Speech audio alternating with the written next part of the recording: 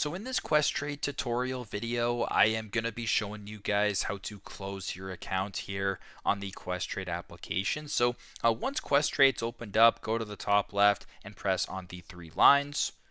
On this screen, go to the top middle and press on the settings or the gear icon. Then go to the top where it says general, make sure that investing is toggled.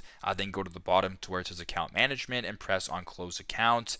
Now once you're on this screen, it'll say leave to submit an account closure request. If you press on go to questrade.com, you can kind of follow the steps that way in regards to closing your account. But very simple, very straightforward. This is how to close your account on Questrade. Thanks again for watching, and I hope this video helps.